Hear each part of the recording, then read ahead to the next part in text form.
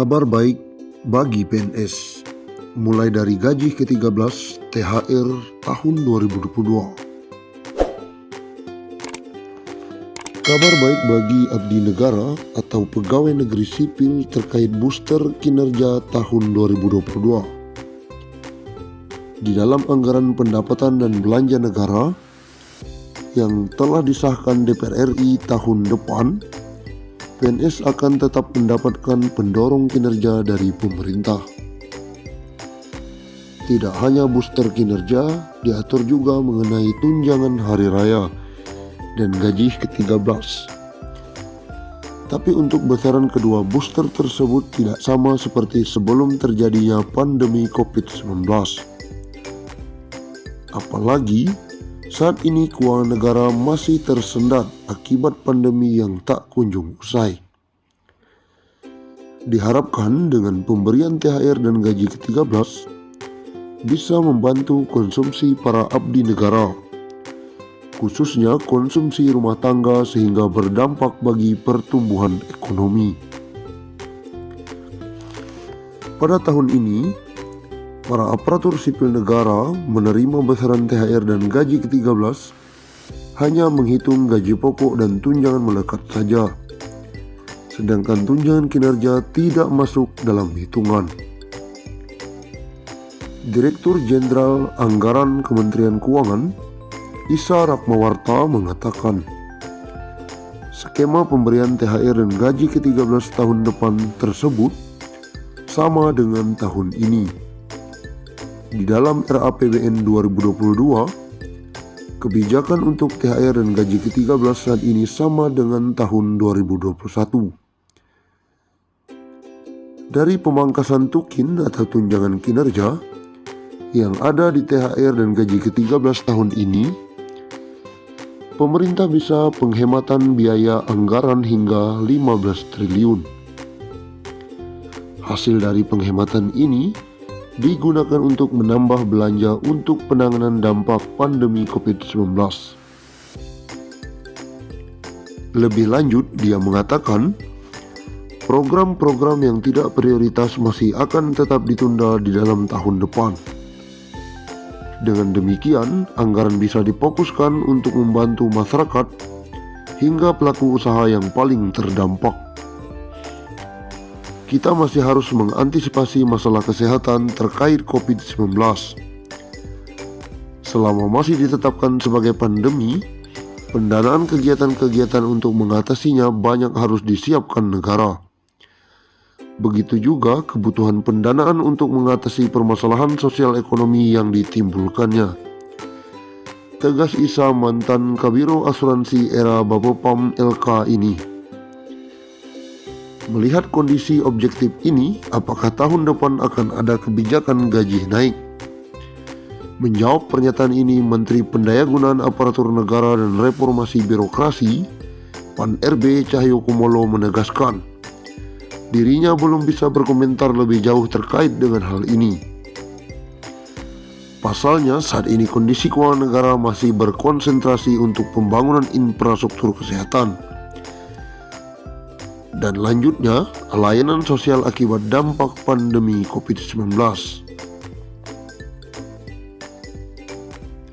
Tahun depan, rekening PNS semakin tebal. Gaji naik dan berikut tunjangan. Bagi Anda yang bekerja sebagai pegawai negeri sipil, maka ada kabar gembira.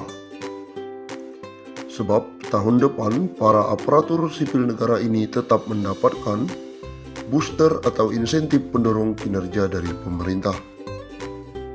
Hal ini tertuang dalam APBN 2022 yang baru, disahkan oleh DPR RI.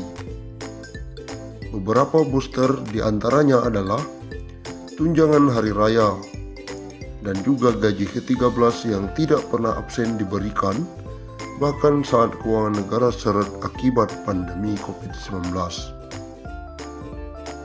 Pemberian THR dan gaji ke-13 diharapkan dapat membantu konsumsi para abdi negara, sehingga berdampak bagi pertumbuhan ekonomi terutama untuk konsumsi rumah tangga.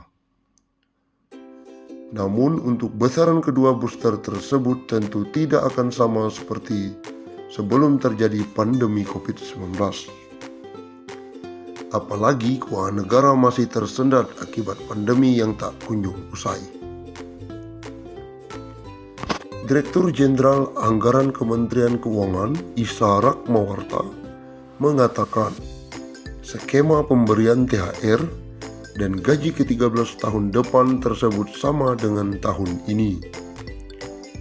Di dalam RAPBN 2022, kebijakan untuk THR dan gaji ke-13-an ini sama dengan tahun 2021.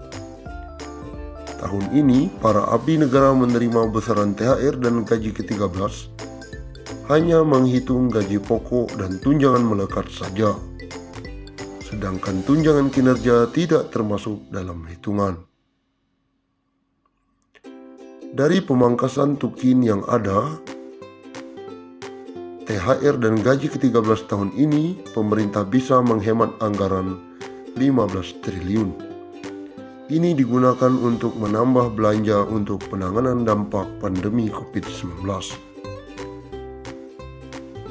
Lanjutnya, bahkan program-program yang tidak prioritas masih akan tetap ditunda di tahun depan, sehingga anggaran bisa difokuskan untuk membantu masyarakat hingga pelaku usaha yang paling terdampak. Kita masih harus mengantisipasi masalah kesehatan terkait COVID-19. Selama masih ditetapkan sebagai pandemi, pendanaan kegiatan-kegiatan untuk mengatasinya banyak harus disiapkan negara. Begitu juga kebutuhan pendanaan yang mengatasi permasalahan sosial ekonomi yang ditimbulkannya. Menteri Pendayagunaan Aparatur Negara dan Reformasi Birokrasi, PAN RB Cahyokumolo menegaskan dirinya belum bisa berkomentar lebih jauh terkait dengan hal ini. Pasalnya, saat ini kondisi keuangan negara masih dikonsentrasikan untuk pembangunan infrastruktur kesehatan dan layanan sosial akibat dampak pandemi COVID-19. Belum bisa berkomentar karena pandemi COVID-19 masih menjadi skala prioritas negara, ujar Cahyokumolo.